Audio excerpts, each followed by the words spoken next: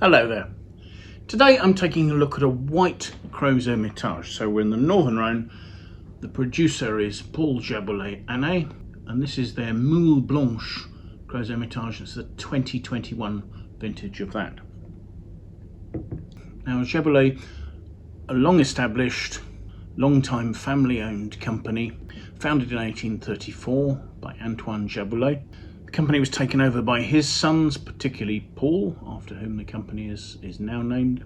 Paul was the older son, so Aîné, older son, and the company was in the hands of the Jaboulet family right up until 2006. They're one of the larger, more influential and more respected producers of wines, particularly from the Northern Rhône, particularly from Hermitage, Crozes Hermitage. When Antoine Jaboulet had set up the company in 1834, he had some prestigious vines on the Hermitage Hill, but his largest vineyard holding was the site of Domaine de Thalabert, and that sits in what is now the Croze Hermitage appellation. Croze Hermitage at that stage didn't exist, but there he bought and planted a 40-hectare estate that today is Domaine de Thalabert. Of those 40 hectares, the majority is planted to Syrah, for the production of red wine, but 7 hectares are planted to the white grape varieties Marsanne and Roussanne, and are used to produce this wine, Mule Blanche.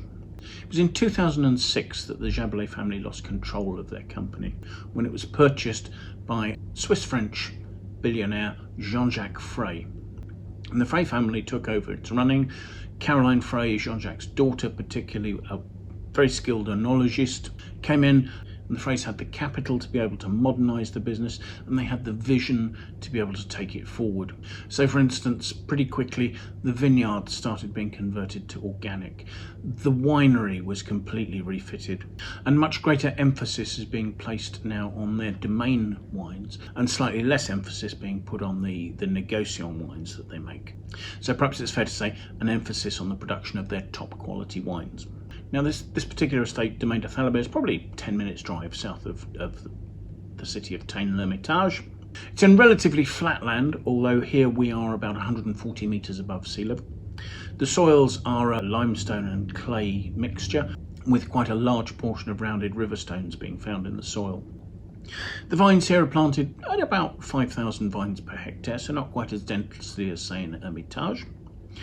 However, the name Mule Blanche comes from the fact that with the rows of vines being relatively close together, in the past it was reckoned that it was necessary to get a mule to plough rather than a horse, because it would pass through the vines more easily.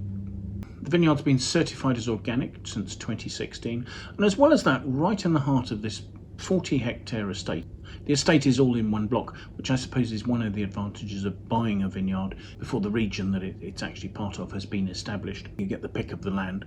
But right in the centre of this block, they have I think it's about 1.5 hectares of land that they call the Clos de Gounon, and that acts as a biodiversity refuge. So they have bats living there, they have beehives there, they encourage birds to populate the area.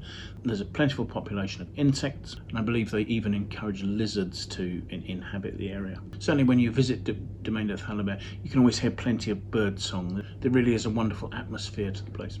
As well as the biodiversity refuge, they also have a kitchen garden there, which supplies fruit and vegetables to the Vigneum, which is a wine bar and tasting room that Jaboulet have right in the heart of Aine Hermitage. So everything you eat there is grown there, and it's entirely fresh. So now the estate is being run by the Freys, there really is a feeling of a oneness with the environment about Jaboulet as a company. So a little bit about the wine. The majority of the grapes are cultivated here in rows on a cordon system with wire trellising. However, a portion retains the more traditional gobelet pruning, with each vine to an individual stake. The blend for this wine is about 55% Marsanne and 45% of Roussanne, and the fruit was entirely hand harvested into really quite small 12 kilogram capacity crates, and in that way the fruit can't in any way be crushed or damaged on its way to the winery. Harvesting for this wine took place in 2021 between the 15th of September and the 7th of October. On arrival at the winery, the fruit was whole bunch pressed, which will give a lovely clean juice. It was then settled prior to fermentation to further clarify the juice. Fermentation took place in a combination of oak barrels and concrete eggs. I believe the oak barrels would have been French oak, and highly probably they were slightly larger barrels. Demi-muid would seem likely. After fermentation, the wine then aged with its fine lees for a period in these barrels and eggs. It seems likely that the fine lees would have been left in with the wine just to give it a bit of richness, a bit of roundness that may have been stirred up occasionally to help them integrate into the wine. I can't see anything in the notes indicating it, but almost certainly malolactic conversion would also have been blocked. This is a style of wine where you want to retain as much of the natural acidity as possible in quite a warm region, so that would make sense. The notes from the winery suggest that this is a wine to age for between 2 and 6 years. It's already a 3-year-old wine, so this should be at its full maturity. So let's have a look at it, shall we? We've got a medium yellow here. I'm wondering if there's a sort of slight greenish hint to it there, but doesn't particularly stand out. There's a sort of a medium intense. The wine has just 13% alcohol according to its label, and it's not particularly forming tears as it runs down the glass there. So let's see what we make of the aroma, shall we?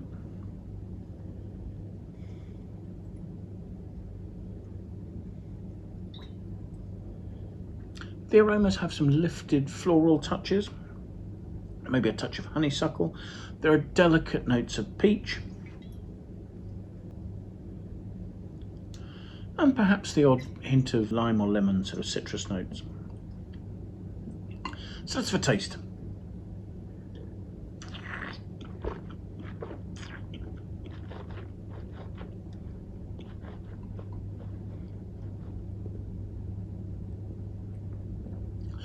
On the palate, the wine is soft, it's rounded, it's sort of got a mid-weight note. It starts off with delicate, peachy, apricot nectarine notes.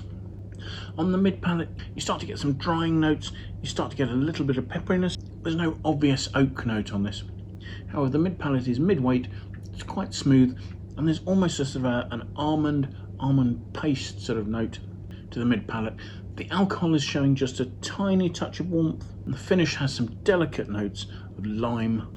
I suppose there are some hints of candied fruit complexing the finish. Now I'm seeing perhaps a slight toastiness, which might be pointing to the very small proportion of new oak that's used to age this. So yes, generally quite a clean wine with stone fruit notes, but gaining more complexity towards the finish, where there's a little bit of spice.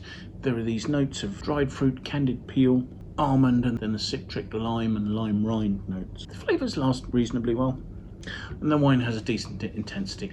I wouldn't necessarily suggest that this would be a wine for keeping, but at the same time I don't feel there's a need to drink it up quickly. This would quite happily sit in the cellar for another 2 or 3 years. The other thing to say is I think that we will see the label of this wine change over the next few years. I believe they will be changing it to bring the branding more into line with Domaine de Thalabert. So this wine will still be denoted as Mule Blanche. It'll still have the picture of the mule on the front, but I think it will also be labelled as Domaine de Thalabert Mule Blanche. So yes, I think there are some interesting changes going on at Paul Jaboulet. I think in terms of the quality of the wines, those are improving quite rapidly. So I'll be interested to see how these wines develop in the next few years. So thank you so much for joining us for this tasting. If you've enjoyed it, do please press the like button. If you have any views you wish to express, please pop those in the comments box below. We'd really love to hear your feedback about the wines, the tastings, or anything else relating to this. If you have any friends who you think might like to see the video, do please feel free to share it. I will, as usual, leave a link in the notes that you can follow to take you to a page on the Wine Searcher website that will tell you about this wine, where you can find it, what its pricing is, what the critics have said about it, and any background information that we have available on the wine. So thank you so much for joining us, and I do hope that you'll be able to make some time and come and join us for another tasting in the very near future. Thanks again. Bye for now.